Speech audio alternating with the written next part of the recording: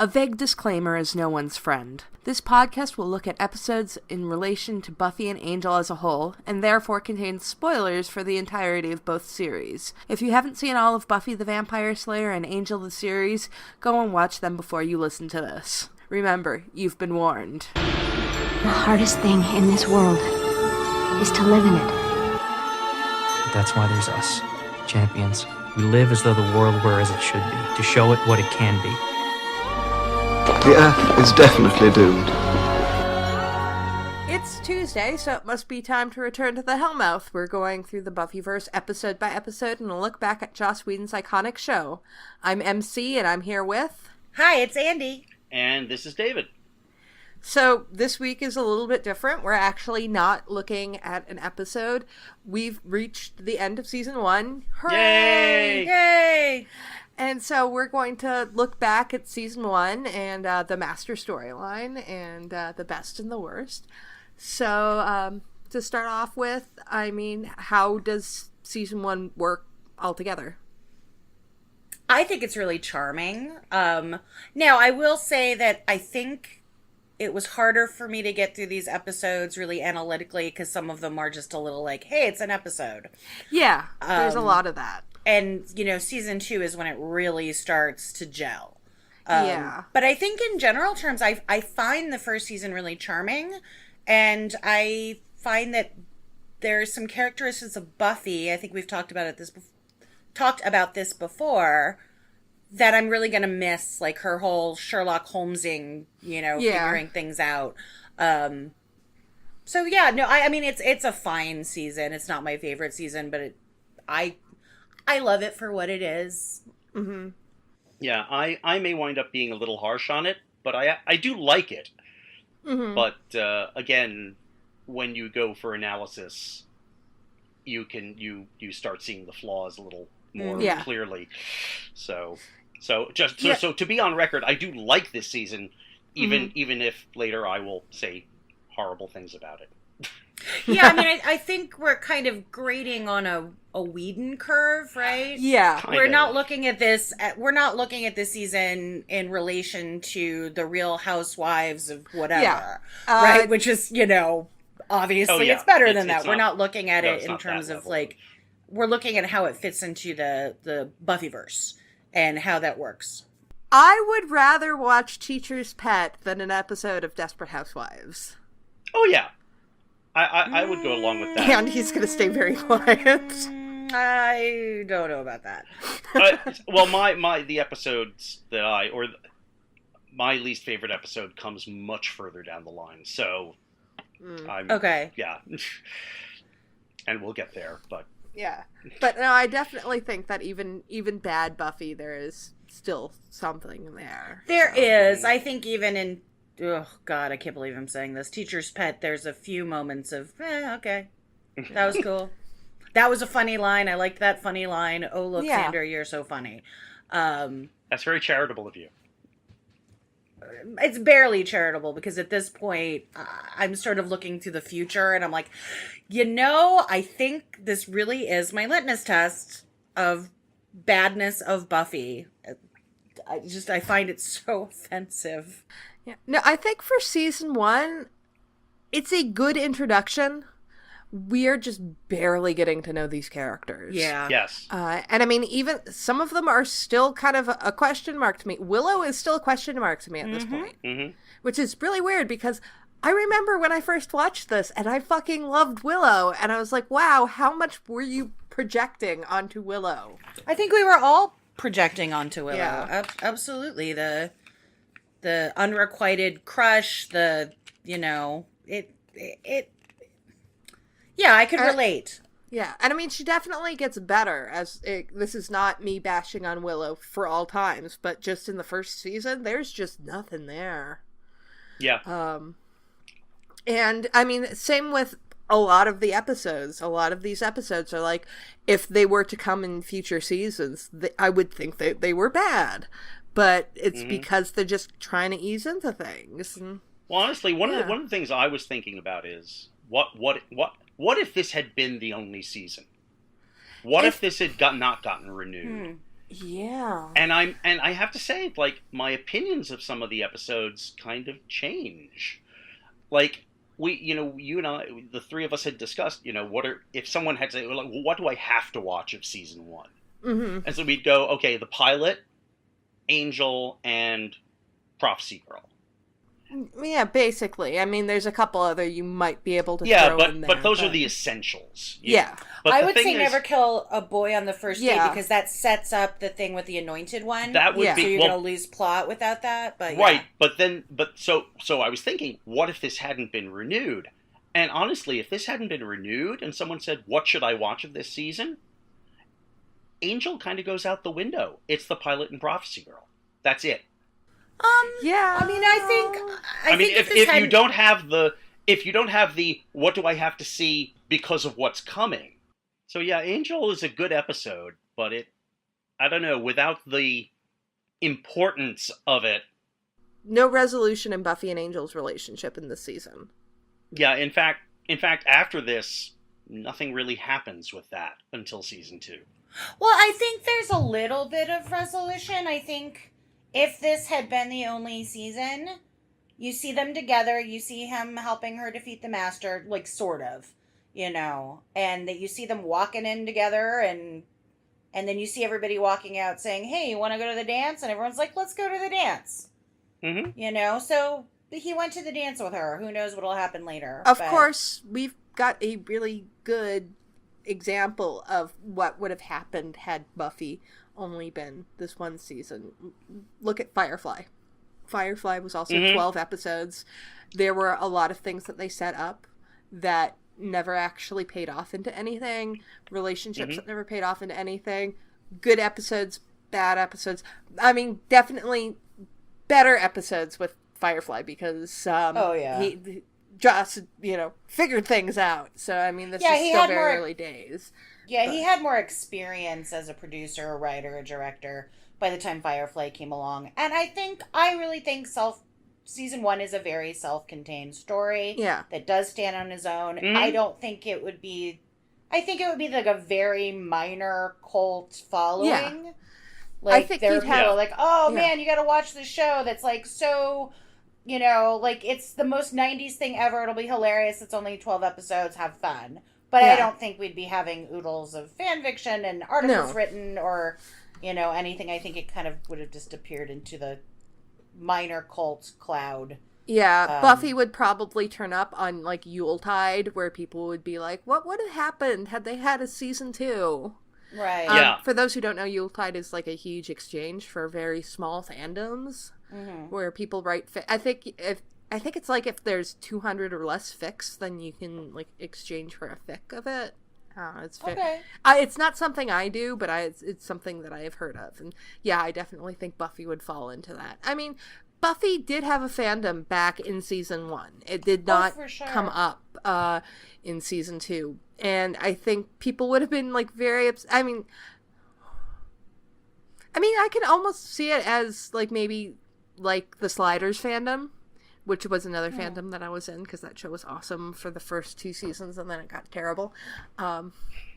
Where there was a very dedicated cult group, but then when things weren't on the air, it does, go down, so that you've suddenly only got people going. It's like, hey, do you remember that show? It didn't air for very long. Yeah. Well, it's like, if you look at, speaking of vampires, Forever Night still has a very small and very dedicated fandom. Yes. I mean, I think it's fallen off, and the people in the fandom are older. Yeah. They're, because I think that came on right near the time of Buffy or right before. Yeah, I'm pretty sure Forever Night had zines. Like, that's how... It was still kind of like in the very early days of the internet, where people would still print things out. Yeah, and the people have stayed with the fandom, but now, they're not getting new people into the fandom. Unlike Buffy, where I go on Tumblr and half the, Buffy pages I follow are people between the ages of, I don't like to follow anyone under 18, so between the ages of 18 and 25. Yeah. It's very popular. It's very popular with the young kids these days. Mm-hmm. Yeah. It's also, very popular with those of us that, grew up watching it. So. Yeah. Right. My point was more, it's like the way we look at the various episodes of the season would have changed. Oh, yeah. Oh, yeah, definitely. Yeah. If it hadn't if it hadn't continued. Yeah, I mean, if this show was only these 12 episodes, I think I would like all of them except for Teacher's Pet. Yeah. Because yeah. Even coming up with my list was we have ranked all of the episodes, each of us individually, so that we can, judge the season. But yeah, when I was actually doing my list, I mean, I was having a lot of trouble in the middle area where it's like, I really like this one. I do really like this one, but do I like this one more? Or do I like, Yeah, I had that same problem in the middle. I've got one that I really, really like towards the end of my list. Yeah. Just for the sheer fact that I like other ones better. Yeah. Mm-hmm. So. Yeah, I think it's just that, I mean, although the episodes primarily are solid, very few of them really... Well, I guess that's the thing. It's sort of the season as a whole, none of the episodes jump out. Yeah. At you, except for something like, Teacher's Pet, which is just bad. Yeah. Right. And but it's like, how do you, say, for instance, I think, and this is a good, middle ground, The Witch versus Out of Mind, Out of Sight. Mm-hmm. I mean, I think The Witch is actually a better episode, but it is, but just on first watch, it's like, oh, is one of those really spectacular compared to the other? Yeah. Maybe not. It's like it's a generally solid season, but none of it is above and beyond. Very little of it is above and beyond. If you look at Buffy and Angel as a whole, there are 254 episodes, I believe. Mm-hmm.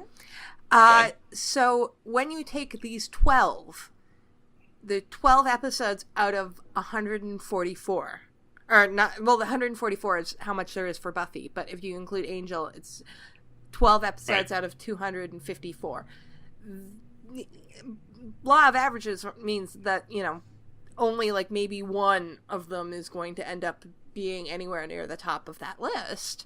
And honestly, yeah, I mean, I think Prophecy Girl is the only one out of these episodes that can really contend.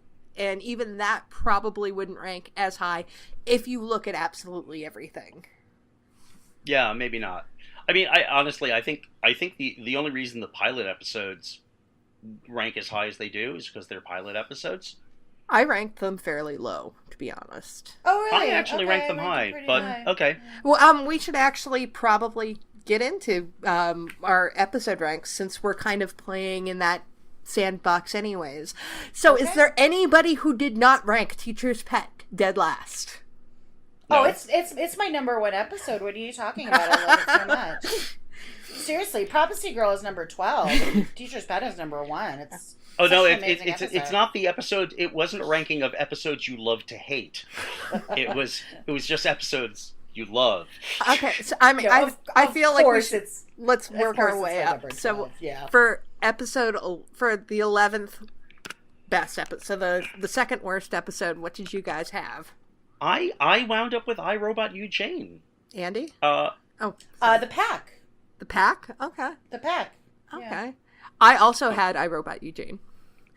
I think that's partially, again, not so much that it's not good, it's just other ones are better. Yeah.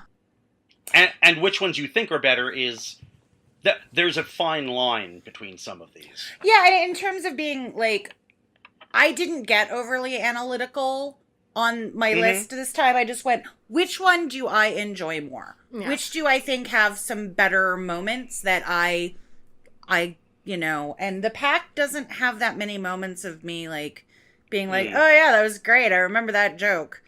Yeah. For me, back in the day, I would have ranked I, Robot You, Jane way higher on my list. It might not have cracked top 5, but it might have been 6 or 7. But it has aged so badly. Oh, it really has. So badly that it just tanked. And also looking at it now with the fact that it's a Willow episode where we find out like nothing about Willow. So yeah, exactly. Yeah, I think that for me, one of the reasons it ranks so low is that I was expecting more. Mm-hmm. And then I watched and it was like, oh, no, I didn't really get what I was expecting out of this. Mm-hmm. Again, a big part of that is like, oh, it's a Willow-centered episode. Yeah. Oh, it really doesn't do much with Willow. Mm-hmm. She's just sort of there, and she's a plot point. Mm-hmm. But, Andy, you bring up the Pack. The Pack was number 10 on my list, so... And for me, iRobot was number 10 on my list, so... David? I got the Pack, let's see... okay, my list is maybe different from yours. I ranked Welcome to the Hellmouth and the Harvest together. Okay. So I've got only 11 on my list. Mine are basically, like, they're one after the other, so they're kind of ranked the same. Right, so the Pack comes in at, let's see, 11, 10, 9, at number 8 for me. Okay. Oh, okay, so it's a little further up. I think, for me, the reason, if I was just comparing I, Robot You, Jane to the Pack, I think the Pack is a better story. I, Robot You, Jane seems a little more cliched and more comparatively underwritten. Mm-hmm.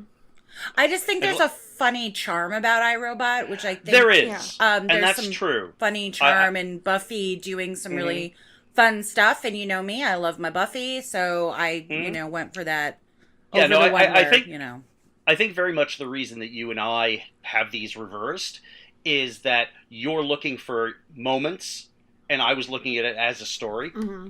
Yeah, and I'm a moments person sometimes. I mean, I love a good overarching story. Yeah. Don't get me wrong. I'm steeped in wanting to know the mythology of all this stuff. Yeah. But at the same time, in terms of season 1, I'm like, I don't know. I found that more charming. It's more fun. It's got that guy that went on. It's got Chad Lindbergh, pre-mullet. Mm-hmm. So, it's just more fun for me. Yeah, I don't know. I think with either of these episodes, it's probably a toss-up. Like, depending on the day... I might rank them differently because actually thinking about it now, it's like, oh, well, I mean, they introduced Jenny and there's all the cute Jenny and Giles moments. Yes, there's all the Jenny and Giles, which brings it much higher up on a list for me. So yeah, no, I mean, I do think that those two episodes are really just neck and neck for me. But I mean, neither of them do I think are really bad. They're just not great. The more I've watched The Pack and really looked at it, the more I just really don't like it. I just find it kind of distasteful. So, and Xander is so cruel. I mean, I know he's possessed by a hyena, but after, coming pretty soon after Teacher's Pet, I'm like, fuck you, Xander. I cannot handle an episode about you at this point. So. Yeah, I mean, honestly, for me, like, my rankings are very much, I just did it very quickly, and it's very much gut reactions. Yeah, which is fair. So there are definitely ones where it's like, oh yeah, I could have easily gone a different way on this. Yeah. Which one did you have after iRobot You, Jane? I had Out of Mind, Out of Sight. Oh, okay. I really like that one. Also, I did too, David. I don't know. It feels to me. Again, that's in context of the season. It's not that it's a bad story or episode. Yeah. Yeah, I had that in the same place as you, David. The more I thought about it, I used to really loved the episode, I think years back, and watching it again last time, it didn't have an emotional impact on me at all anymore. I also think there's a lot of missed opportunities with using Willow as character growth instead of it being Buffy figures out a mystery again. Again, I love my Buffy figuring out a mystery, but like the correlation between Willow feeling picked on and not noticed and Marcy, like I think it's a missed They could have done a lot more with that. Yes. Right, because of anyone, Willow would feel most like someone like Marcy. Although, to be fair, they really haven't pushed the Willow being picked on thing since early. They really haven't so much. And you know what? But the thing is, Marcy wasn't picked on. She was ignored. She was picked Yeah. on a little bit, but she was mostly ignored. And I don't think teachers ignore Willow the way they ignored Marcy. I think teachers are like, yes, Willow, go ahead, Willow. Willow's the only one that can answer this question because she's so smart. So at least she does get acknowledgement, maybe not from her peers, but from her teachers, it seems like. So, yeah, I just find it a meh episode. Yeah. I just find it meh now. Yeah, no, I mean, I ranked it higher than you guys did, but it's still kind of in the middle of my list. Like, number 9 after the pack, I had Never Kill a Boy on the First Date, which I know Andy disagrees. Both of you guys disagree with me on. I put it higher than it. that, definitely. Yeah. And I like it, so that's okay. Yeah. Tell us why you didn't care for it, and we'll tell you why when we get further up the list. Why I'm wrong? Not you're not wrong. Yeah. No, I did not find Owen charming. And maybe it was the actor. I think it's the actor. Yeah. Something did not click with me. I thought he was really pretentious, and I didn't really understand why Buffy was, kind of going all gaga over him. Okay. If that's your reasoning, then I totally understand why you would rank it this low. Yeah. For me, I was looking at the episode not in terms of just Owen. Mm-hmm. So there's a lot more in that episode for me than the Owen thing. I think that's why I ranked it higher. Yeah, the only thing I really found, great about the episode was the last scene between Buffy and Giles. Because, that scene's fantastic, but the rest of it is just kind of, Xander was such a jerk and and Willow was kind of cardboard, so, it just hit me in a bad way, so. Yeah, so you went for the specific of Owen, whereas I guess I'm thinking of it more in terms of it's the first episode where we have this, of Buffy really trying to reconcile Slayer life with life. Fair enough. And that is exactly why I ranked it a little bit higher. That's my number 7. And also it's actually a legitimate arc episode. Yeah. Because of the creation of the Anointed One. Mm-hmm. Yeah, I find it the first instance of Buffy. And it'll come up later in Prophecy Girl in a much more dynamic way, but it's that moment where I realized, wow, Buffy's life is really shitty and dark. Mm-hmm. And I feel so much for her in that episode, even though it's lighter, and even though having to make that choice to not pursue anything. And I know she realizes that Owen likes the danger, and I think that may be an excuse for her because she's not as into Owen as she thought she was. Mm-hmm. But at the same time, even as a teenager, and she's 16 at this point, having to say, I'm not even going to see if I like him. Mm-hmm. Because my life is never going to include, functional relationships. Yeah. And it mostly hasn't. Yeah, you can even... I think you could even make an argument that when you say, why would Buffy like this guy? It's because he likes the danger. Let me expand on that, because if I say it that way, it's wrong. But I think sort of his tendency towards, the kind of poetry he likes and towards danger, subliminally is Buffy goes, oh, maybe this is someone who might fit into my life. Mm-hmm. But when she realized the extent of his love for danger, she realizes that this simply doesn't work. Mm-hmm. Well, it certainly goes with Buffy never has a relationship outside of being the Slayer. Even her... the closest she gets is with Scott Hope, and that thing is over before it really even begins. Riley is her normal guy, and he's still he's Captain America. Mm-hmm. So yeah. I was thinking about this in a different context, and it really occurred to me. It's Buffy's arch nemesis is her love life. Oh man, yeah, that's deep, dude. Yeah. Because, she's able to kill all the vampires. Except for the ones that she's in love with. Right. Well, for sure. exactly. Looking at another Kill a Boy on the first date. Also, I don't know. Here is one reason why 16-year-old girls like boys back, because they liked them first. Like, I remember that experience of a guy saying, "I really like you," and I'm like, "Great, I'm in love with you." Just the feedback of like, and you know what? I've taught Sunday school before, and I see girls that age being like, "Well, he liked me first, so I better like him back," which is problematic. So that's part of it. It's just she's someone that someone thinks she's interesting. Yeah, no. And I do like Owen because he does find her interesting, and he doesn't just want to go out with her because she's super pretty. He wants to get to know her as a human being. Yeah, so I will give him points for that. Owen is actually arguably deeper than most of the guys we see on the show. I mean, he's not particularly deep, but most of the guys on the show are pretty damn shallow. Yeah. Yeah, no, I would say all the guys are pretty shallow, and, I mean, yeah, there's Xander, but he's a whole other kettle of fish. Well, yeah, at this point, Xander's pretty shallow. Yeah, I don't know. I mean, just for me, it's like, it was something about the actor or the way they wrote the character. It just it rubbed me the wrong way. And while I do understand it as like an important episode for the arc and for Buffy's character development, I was like, this is not one that I want to go back and rewatch.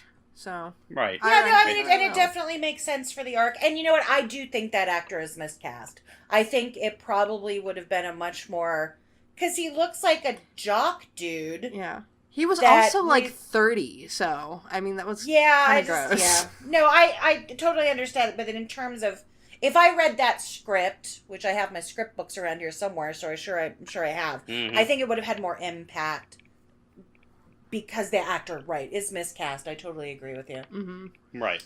So, and I guess this might be the point where we should point out explicitly, although I mean I'm assuming it, but it's like this is not, none of our lists are the be-all, end-all. Oh, yeah. Well, I mean, obviously people just in case anyone out there was thinking, they're trying to come up with the ultimate ranking. No, we have 3 different lists, and there are lists, and this is, points for discussion. Yeah. Absolutely. This not down from the heavens. Oh, yeah, definitely. Fact. Yeah, it's not the 12 commandments. Yeah. Everybody's got their own opinions on what episodes of are good and bad, and I mean we could see with this, just with between the 3 of us, how disparate our lists are. So for number 9, did you guys both have it out of mind, out of sight? Wait, let me see. 12, 11, 10. Yes, for 9 I had out of mind, out of sight. Okay. Which would have been 8 for you, David, because you ranked the pilots No, together. It's not. No, 9 is out of sight because I have 11 and it comes in at 9. Okay. Yeah. So number 8? Puppet Show. I have the Pack. Oh, okay. So the Pack is still pretty low. Yeah. And the Puppet Show. I have the Puppet Show, which I find to be really charming. Sid the Dummy is super problematic. I don't know. I just think it's silliness. Yeah. And I like a good bit of silliness. And you get Snyder. Yeah. Yes. You get amazing Snyderness, and I freaking love him. Yep. So I just think it's, and that tag at the end is just iconic. Yeah. It is amazing. Yeah. Cordelia singing "The Greatest Love of All." People, the magician stuff. I just think it's kind of a generally fun and hilarious episode. It was a really good whodunit. I think that they actually did build everything very well. I liked Sid, even though he was like totally politically incorrect. I mean, he's been a dummy since like the 30s or something. Yeah. So it kind of makes sense that you'd have like this salty demon hunter. Well, and also ventriloquist dummies can come off as like wildly inappropriate. Yeah. Like it's just sort of a trope of dummies, I think. I ranked it higher. Okay. I gave it points also for being like the one episode where I don't have any problem with Xander. Cool. Yeah. Yeah. For number 8, I had The Harvest. I did rank Welcome to the Hellmouth and The Harvest separately, but Welcome to the Hellmouth I had as 7. And that's just because just looking at it, I think I liked Welcome to the Hellmouth a little bit better than I liked The Heart of Us. And I have them reversed when we get to it. So I just felt like I liked the introductions of everybody. that makes sense. Yeah, and I think it's part of the iconicness where it's like, you know, the scene where they Giles drops the vampire book. Oh yeah, maybe I should reverse. I think I'm gonna reverse those when I get up to where I'm going. Yeah. So and for me, it's like they are the first episodes, so they are very memorable, but they didn't really hit me as much, you know. And I mean, this is getting to the point of episodes where it's like really getting to, I like this episode, but I like these ones just a little bit better. So it's really hard. Yeah, but I probably ranked the pilot episodes higher because I may have given it a bit of an advantage because it was the pilot. Because I mean, pilots are always at a disadvantage. Yeah. So I think I may have given it a little bit of a head start. Yeah. In my thinking. Well, and last week we talked about how this is the first time that dialogue is really zipped along when we were talking about Prophecy Girl and felt like the show. You know, it was the first time since the 2 pilot episodes that, because they're written by Joss. Yeah. You know, and so I rank them higher just for the like sheer amazingness of that dialogue and the world building and the Jossiness of it. It ranks much higher for me, and just in terms of solidness of writing. And I think that actually kind of points up the importance of, when you talk about Joss writing an episode, that he actually writes it. Because Out of Sight, Out of Mind has a story by Joss, but he doesn't write the script. Yeah. And you can see how much lower that comes in our estimation. Well, than for you guys, than say Prophecy Girl. Well, yeah. Well, compared to Prophecy Girl, yes. Yes. Okay, so like I said, I had Welcome to the Hellmouth for number 7. So what did you guys have?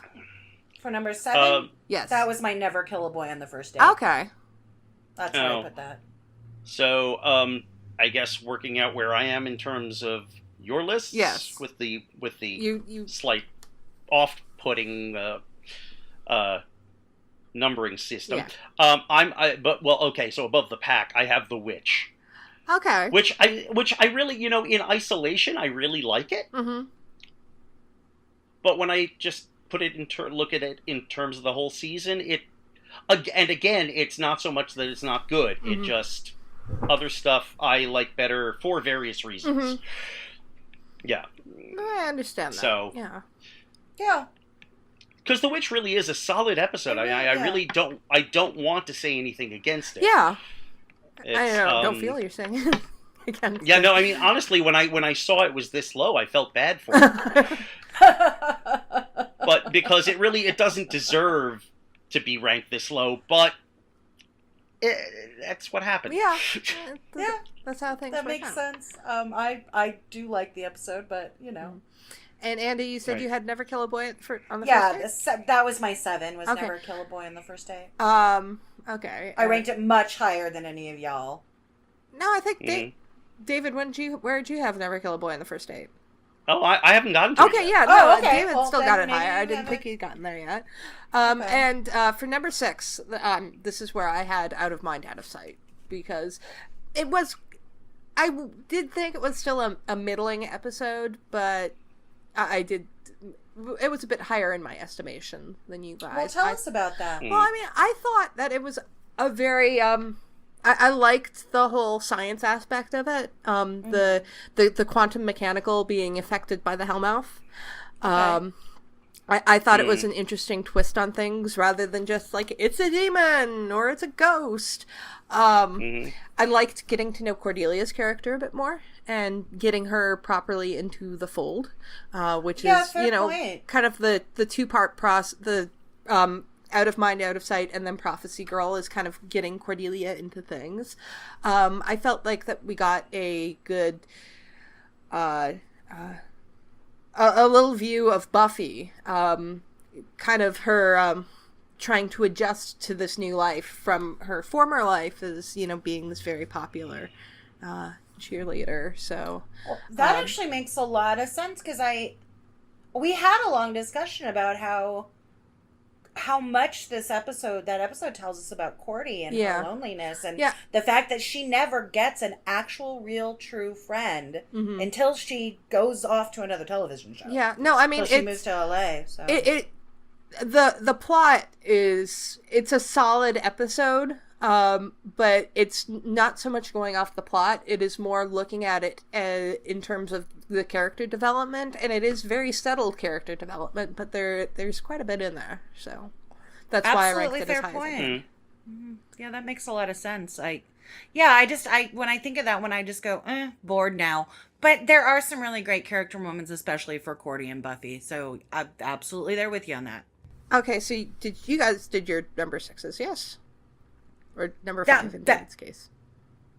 The Witch. The Witch? All right. That was where The Witch was for me, was at number 6. I find it just I just find it a really fun episode, and Buffy sings Macho Man, and it's freaking adorable. Yeah. I don't know, there's some peril in there. Robin Riker is amazing. Yeah.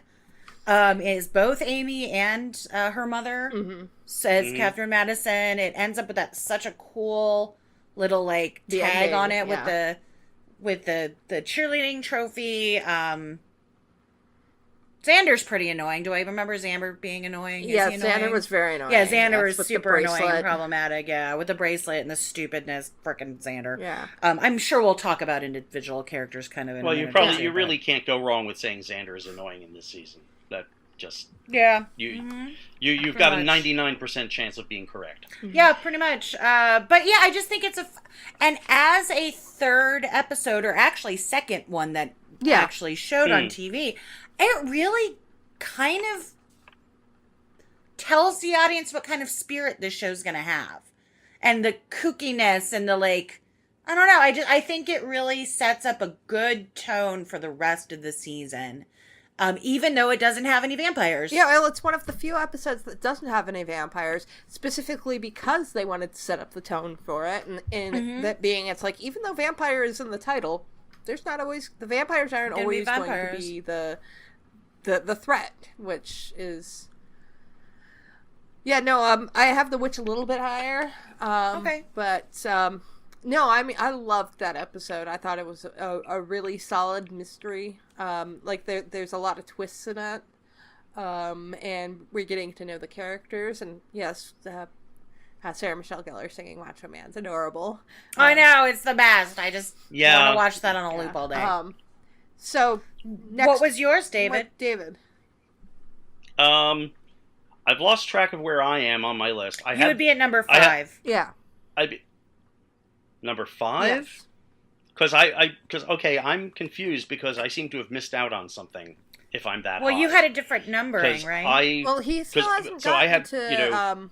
going from the bottom, just for reference, Teacher's Pet, I, Robot You, Jane, Out of Mind, The Pack, The Witch, and then The Puppet Show. Okay.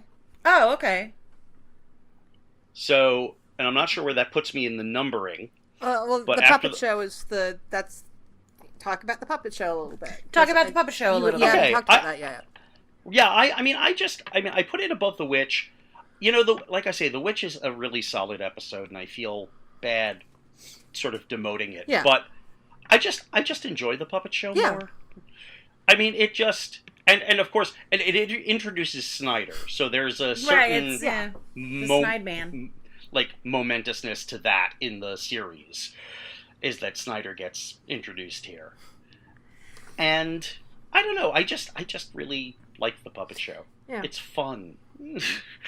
Yeah, no, I mean... I agree. Puppet Show is number 5 on my list, so it's actually the next one. So we're not that far off. And I mean, honestly, with this season, I mean, episodes aren't going to be too far off unless there's some severe differences of opinions.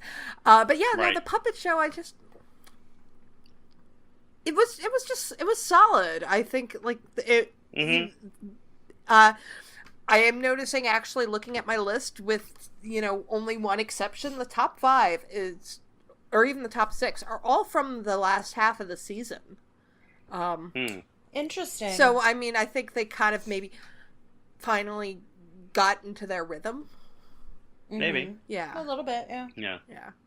And I want to point out, it's like, they're definitely, like, when you guys were talking about the witch and bringing up certain things, I started rethinking my thought of the puppet show and the witch order. It's like, okay, yeah, there are things in the witch. Maybe I should have ranked it higher. Like I say, it's a gut reaction at this point. It's, for sure. Yeah, the entire list, I mean, it really is one of these things where, I mean, I think, just for the clarity of the listeners, we'll put the lists up on the website so people can see them. But honestly, it is not gospel, because I'm sure if we were to record this again tomorrow, our lists would probably change. Oh, yeah. It's really so we can talk about the pros and cons of each episode sort of in a round table kind of way. Like, I'm not like, oh, I'm done with you, David, because you ranked, that's it. Don't like you anymore. Yeah, and of course not. Also, to let our listeners know, when we get to other seasons, we're not going to be ranking the entire season. It's just for season 1, there's only 12 episodes, so it's hard to, be like, do a top 5, do a bottom 5, because then you're only leaving 2 out. So, we might as well just do the whole thing. But, yeah. So okay. That Next. puts us at number 5 for you, Andy. My number 5 is Nightmares. Nightmares. Yeah. Nightmares. I really like. I don't think any of you guys have mentioned it yet, so I suspect it's pretty high on your list. Yeah. Yep. Yeah. I just it's really solid. It's kind of scary. Xander's less of an asshole on this one, as I remember. He punches a clown. I mean, he's definitely, better Xander than I mean, I think the only one where I found him completely fine was the puppet show. But Nightmares is high up there. Yeah, I really, really love that episode. I think it's so interesting and kind of oddly dark, and seeing what everybody's fears are. I mean, Willow and Xander's fears are kind of like, okay, whatever, you don't like to be on stage, and Xander hates clowns and loves candy. But I think if you look at the nightmares of Buffy and Giles, that's super deep. Yeah, and I think that if something like Nightmares were to happen like a season or 2 later, you would definitely get different dreams from Willow and Xander. And I mean, you kind of do. I mean, Restless is almost a sequel to Nightmares. It is. And you see that there is... Well, I mean, you still get Willow's stage fright in that, but you get it differently. You understand kind of the underlying cause of it, and it's like, oh, this actually goes much deeper. Right, because it's not really fear of being in front of people on stage. Because, some people just don't want to sing or dance or act or do anything in front of people. It's just not who they are. I don't understand those people, but, okay. But, yeah, I mean, I think later on you find out that those fears for Willow really are about being seen in a way that she doesn't feel like that's who she is inside. So yeah, I think it's a great episode. Oh yeah, no, it's fantastic. The Master stuff is great. Giles breaks my heart. Oh, when I think about that episode, I think about Sarah Michelle Gellar's face when she's talking to her dream dad. Sarah can bring it when it comes to crying. She really can. Yeah. And in a totally different way. And this really of course I'm like, oh, Willow's crying, don't cry, Willow. But I don't know. My perspective on Willow is way different now than it was. I don't like Willow much. And we'll get more into that later. But yeah, you're right. Sarah Michelle Gellar is just amazing. She gets this amazing, like, glassy look in her eyes that it's... Well, where did you rank this? Me? This was, I can just, I ranked Witch at number 4, to get the Witch out there, because we've already passed it for both of you, and then Nightmares was 3. Oh, yeah, okay, Nightmares... so you ranked it, pretty high. Nightmares is 3 for me. Of course, I've got Welcome to the Hellmouth and the Harvest just above that. Okay. So. Right. Mm. So, yeah, no, I think it's just a wonderful episode. Wait, if Nightmares was number 3, and where did Angel fall on your list? Okay, well, I'll just give you my top down. Okay. Just so we have context. So it's Prophecy Girl at the top. Yes. Then the pilot episodes. Okay. Then Nightmares, then Angel. Okay. Oh, okay. I think my reasoning there is Angel, of course, has importance for what will come later. I think Nightmares is a better episode and digs into the characters more. I can totally respect that. I can totally respect that too. And I think it also is the first instance, because it's such a short season, of playing with form. Mm-hmm. You know, and that's something that Buffy as a television show is going to be known for, is playing with form and not being just your standard. Obviously, you get episodes that are, you know, here's the continuity, but you get episodes like Restless, you get the musical, you get Tabula Rasa, you get Hush, you get Superstar, and I think this is the first sort of step forward into that, like, dreamscape and alternate realities and you know, things like The Wish that are going to be really important and ones that are going to rank really high in the quality episodes of the show. And I think this sort of starts along that path. So, yeah, I'm kind of rethinking my placement of that. Yeah, no, just to finish off my list, Prophecy Girl was number 1, and we will talk about that in a minute. I think that's everybody's number 1. Angel is number 2, and then Nightmares was 3, so... Okay. And mine was Prophecy Girl at number 1, Welcome to the Hellmouth, Harvest, and then Angel. Okay. Yeah. So the kind of mythology episodes. Like, I went heavy mythology at the top of my list. Yeah. And then number 5 was Nightmares. Okay. So Nightmares came in just right under the what word was I looking for there? I don't know. It just disappeared from my brain. Hi. From the canon episode, those really things that set up other things. Yeah. So, I mean, other than the top and the bottom, like the very top and the very... I don't think we've had any actual consensus. It's just Prophecy Girl's the best and Teacher's Pet's the worst. Yeah, for sure. Yeah. Well, I mean, that's the thing. Like I say, most of this season is solid, and it's just there will be certain aspects that some people will find more important than others that will determine how you would rank these. Because, I mean, really, it's like I said, the puppet show and the witch, it's like, why I put one above the other, it's kind of arbitrary. Yeah, I mean, my estimation of Angel has gone up so much since I first watched the show. Like, ridiculously, because I hated Buffy and Angel as a couple. And so obviously the episode that, you know, first really brings them together, I hated that episode. But going back and watching it now and having a deeper appreciation of Angel as a character, because I loved the show Angel so much, it's really weird to think. It's like, well, I've changed. Yeah. I mean, I'm the one that always kind of takes TV shows very personally, and tends to talk about my experience with that. And I don't know, I always found that, like, every season of Buffy kind of mirrored what was going on in my life at the time. So, you know, that episode Angel, it's about, like, forbidden love and that guy you like, but it'll never work out. And I was very much in that place at this point in my life, so I think Buffy and Angel's relationship spoke to me. Now, as an adult who's, you know, engaged and living with, you know, and all that stuff, I'm like, oh, come on, really, that dude?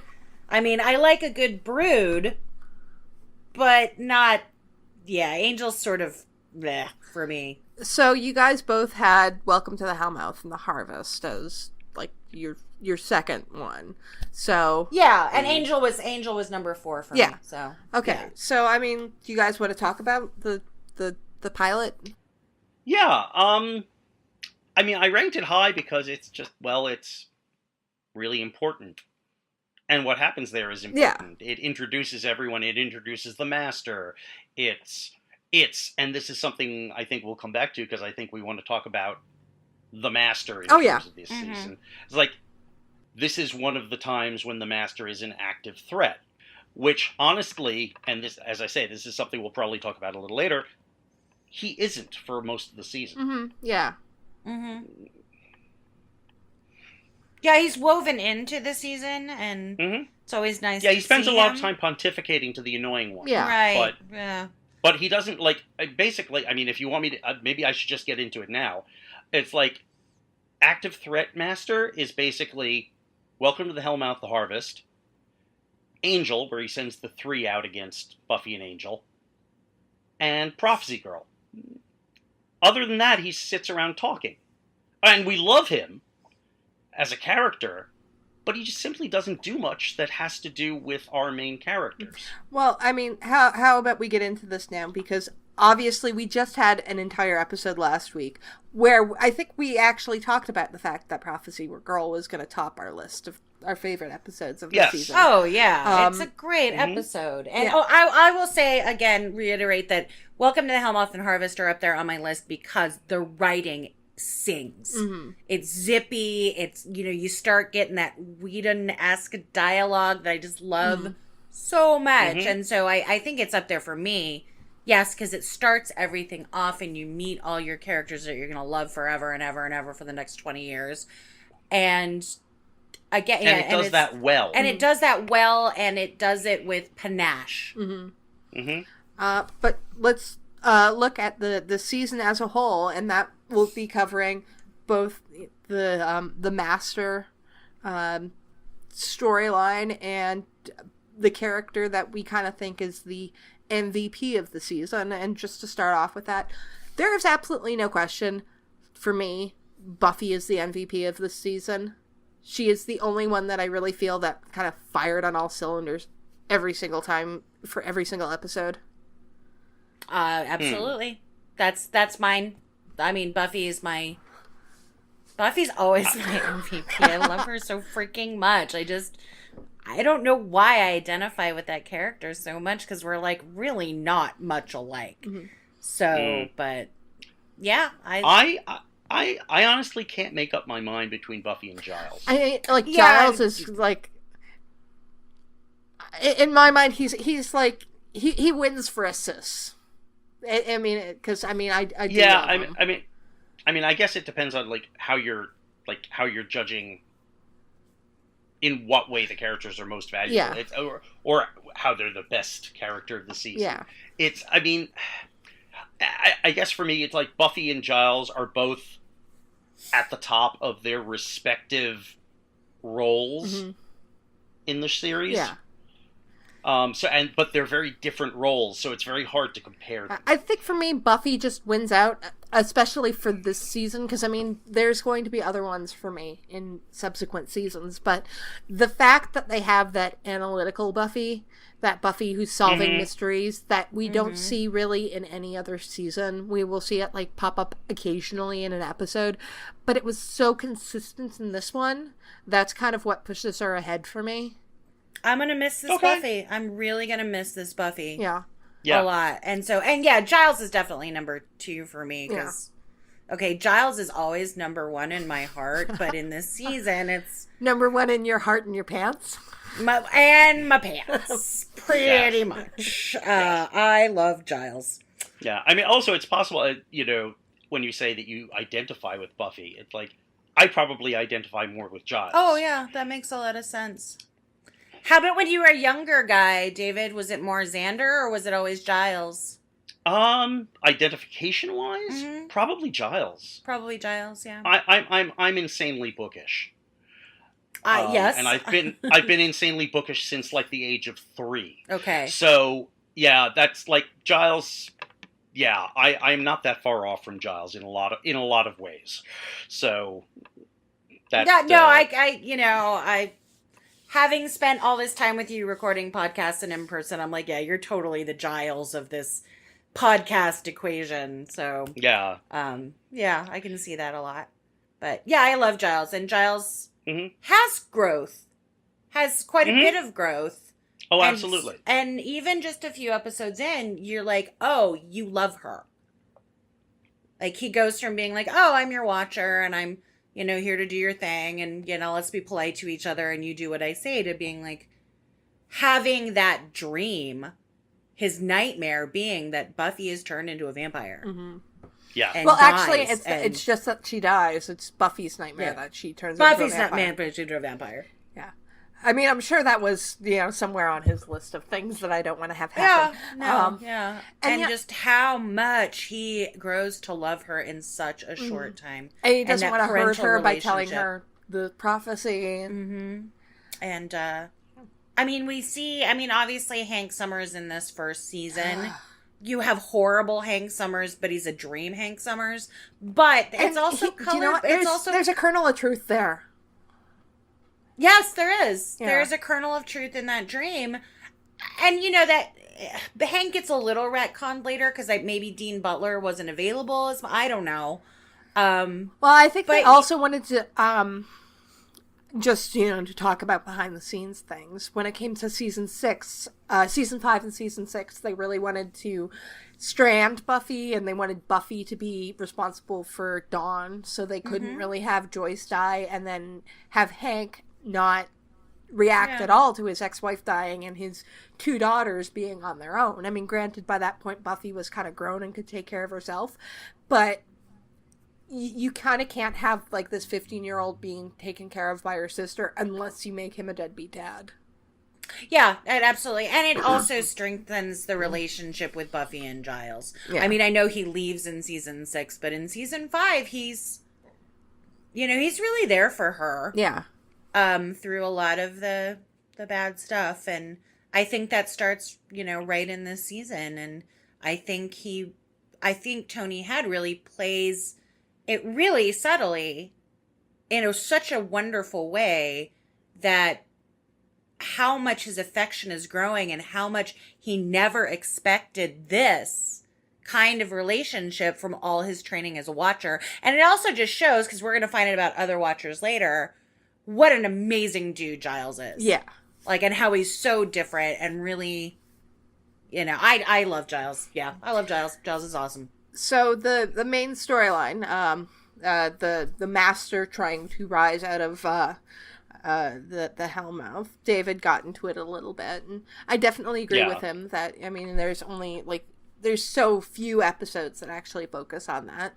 Though, actually, I'm trying to think of other seasons about when we get into our little bads and big bads, and trying to think of how many there are compared to how many standalones there are. I have thoughts on that. Yeah, because obviously this season is handicapped by the fact that there are 10 fewer episodes than other seasons. Right.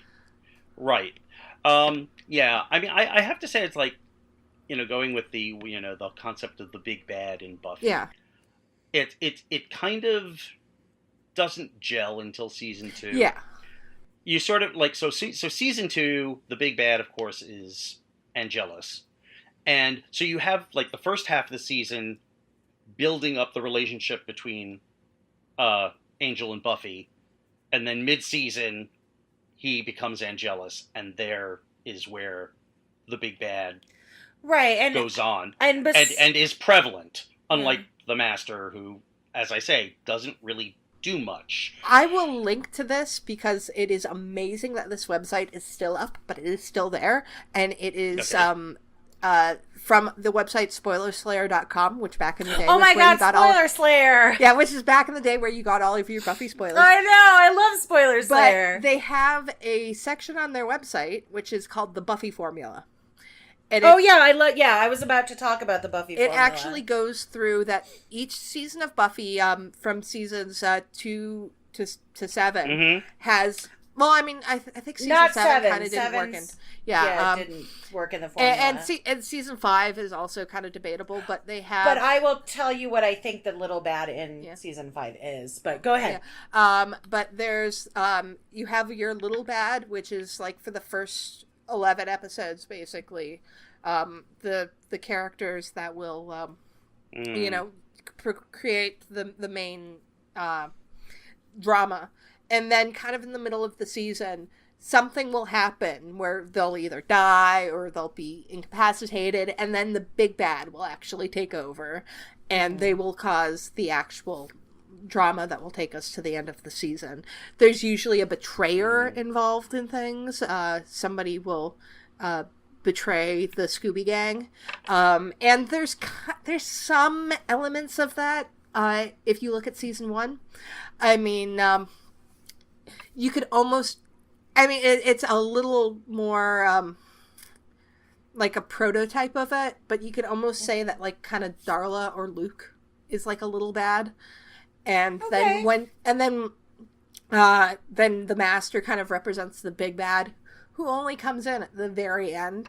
You kind of don't get the betrayer. It's kind of almost Angel, but then it turns out Angel's the betrayer, but no, then he's not. So there's kind of a prototype of it. But I mean, like, probably the best version of it would be for season 2, your little bads are Spike and Drusilla, and then Angel betrays, and then the big bad is Angelus. So right. Yeah, and in season 3, the little bad is Trick, and to some extent Faith. The little bad's Trick, and then Faith is the betrayer. And Faith is the betrayer, and so and season 5, people are like, well, there was no little bad. The little bad is Joyce dying. Yeah, no, I mean there has been some discussion about Joyce's illness being the little bad of the season, which I can totally see. So yeah, no, it does sort of. Most of the seasons, not all of them, sort of work on that sort of formula. And I totally remember that website. You should link to that. I will link to it. I loved that website. Really, the only season that does not conform to the Buffy formula in any way, shape, or form is season 7. But strangely enough, season 4 of Angel, which aired at the same time, does. So that's the Jasmine season. That's the Jasmine season. Cordelia's the little bad. Cordelia and Connor are the betrayers, and then Jasmine's the big bad. Right. Okay. Hey, that makes sense. Yeah. See, having been unfamiliar with this theory, I basically focused on the big bad, and my thought is that I'm looking at the big bads, and it's once the big bad is introduced, it's usually they become that they're woven into the story. Stuff happens with the character who's the big bad. Except, well, okay, the kind of exception might be season 6, where we have a decoy big bad. Yeah. And then but what's happening with the actual big bad? You can see it all. It's just you're not paying attention to it because it doesn't seem like the threat until the end. Right. So, that makes sense. but it's so that's the one switch up.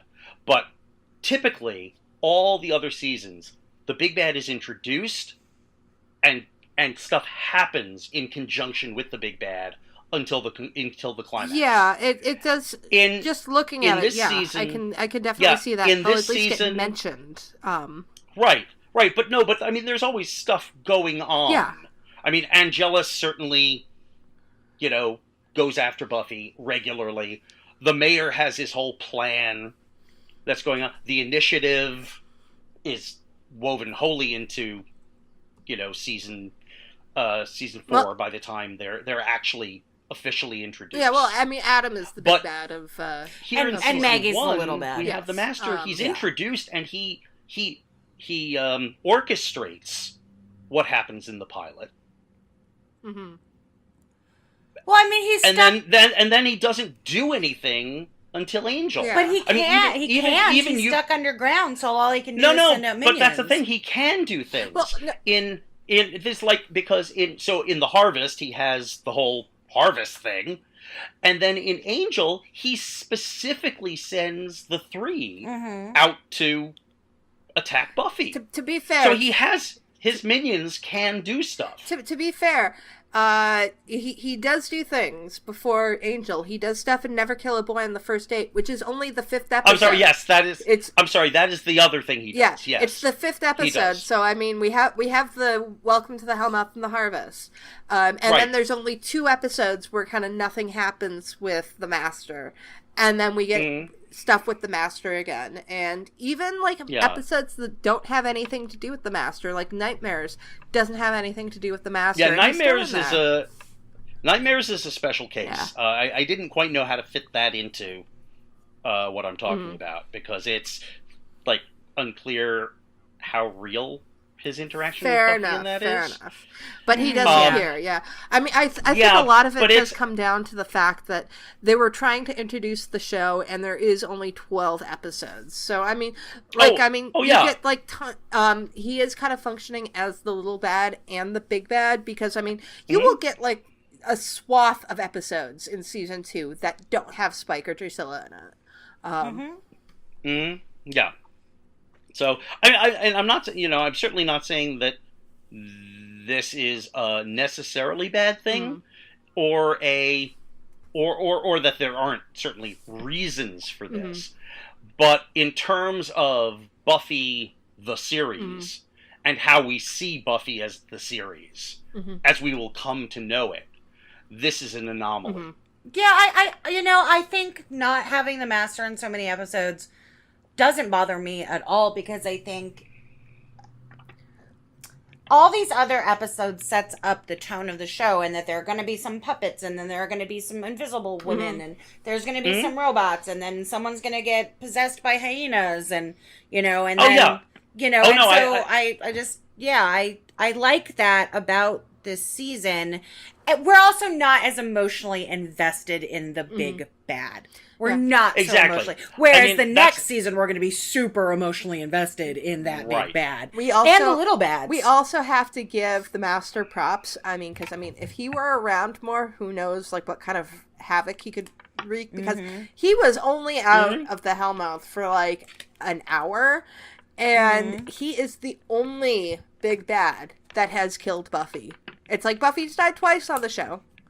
But Buffy killed herself the second time. So he is the only person other than Buffy who has actually killed her. Yes. Yeah. Yes. And to be clear, I am not disparaging the Master as a character, and I'm not even saying that it makes for a bad season. I'm just saying, in terms of the Master as the story, as a big bad, in the way we think of a big bad through the rest of the series, he doesn't quite do it. Yeah, I love the Master, and I think in some ways I enjoy him. I enjoy him as a big bad more than I enjoy Willow as a big bad. Yes, the way I thought of it is he's more of a typical arch nemesis. Yeah, I can see that from previous fiction, like say Moriarty in the Holmes stories. Everyone thinks of Moriarty as Holmes's arch nemesis. He hardly appears in the stories. Yeah, he's only in the one story too. What's the second one? He was also in the Valley of Fear. Okay. Right. So it's not that the Master isn't important, and it's not that he's not a huge threat to Buffy. He just doesn't participate in the overall story the way the big bads will in further seasons. No, he's not an emotionally driven villain. He's like, here's the thing. I've got to kill this Slayer. It's not even kill the Slayer. I've got to get this Hellmouth open because I'm sick of living underground and I want to eat more people. And, and do my Slayer thing. Is just a bonus. Killing the Slayer is a bonus because, as we see when we get to the Wish, when he does succeed, he's not specifically after a person. He's after a lifestyle. Right? He's not like, whereas, Angelus is totally focused on one person. I mean, also ruining the world, but really so focused on Buffy and, and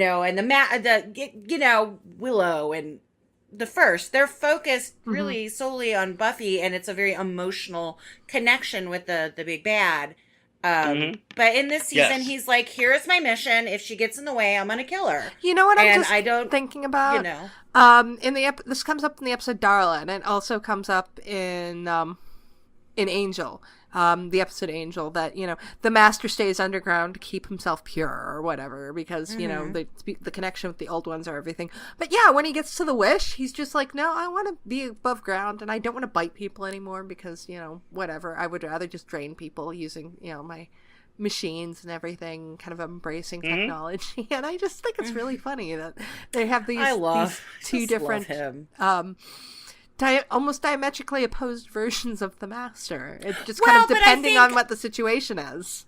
I think he likes to be below ground, but he doesn't want to be stuck there. Yeah. I think he wants to be able to come and go as he pleases and go upstairs and not just be in this one little place. And so I don't know. What happened is he liked being below ground when he had the choice, and then when he got above ground, in the modern day, and he's like, oh wait, this is so much better. Right. I know, I've always been sad that they didn't bring Julie Benz back for The Wish. Oh, that would have, I think because that would have been so interesting, because if, Buffy had never shown up, Darla would never be dead. You would assume. I mean, you can, maybe Angel got to her and staked her before he was captured by the, whatever, the Order, but, I love The Wish. It's one of my favorite episodes, but...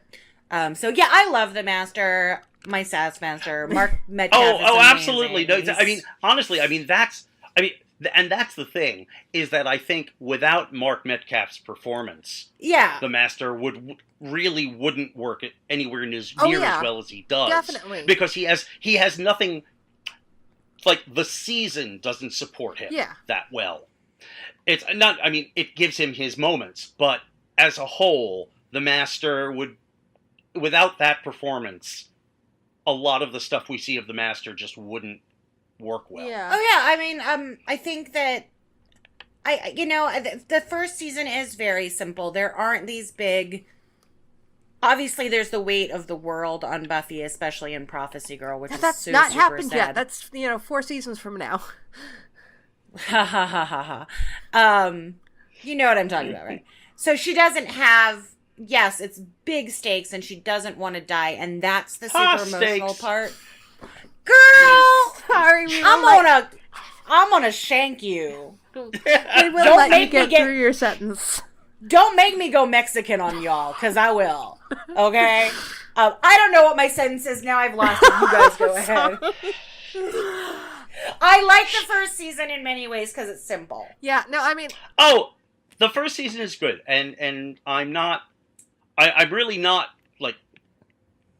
I'm not saying bad things about it. It's just, I'm actually more pointing out that it's different from the rest of Buffy. Yeah, is what I'm getting at. It was still growing. We will talk next week about, we're going to be talking about the Buffy movie. So really, there's kind of the stages of Buffy, and you have the movie, and then you have the first season, and then kind of by season 2, you have finally developed what Buffy is supposed to be, but you had to take those steps to get there. And we talked about it when we were talking about Prophecy Girl, that something clicked on Prophecy Girl, and it's like, oh, this is the show that we watched for 7 years. Just kind of took a while to kick in. Well, we've talked about this several times. Is that we've commented many times where it's like, okay, they don't seem to quite know what they're doing yet. And this season is clearly them basically working out the bugs. Exactly. Yeah, and I think there were a lot more nits that are teachers in this. I think there are more nits to pick in this season, because there are some that you're like, well, okay, right. And we're not as emotionally I get super emotionally invested in my television, obviously. Yeah. Well, I'm reminded of when people talk to me about Star Trek: The Next Generation. It's like, I never watched most of it, because as an existing Star Trek fan, I watched the first season live. Yeah.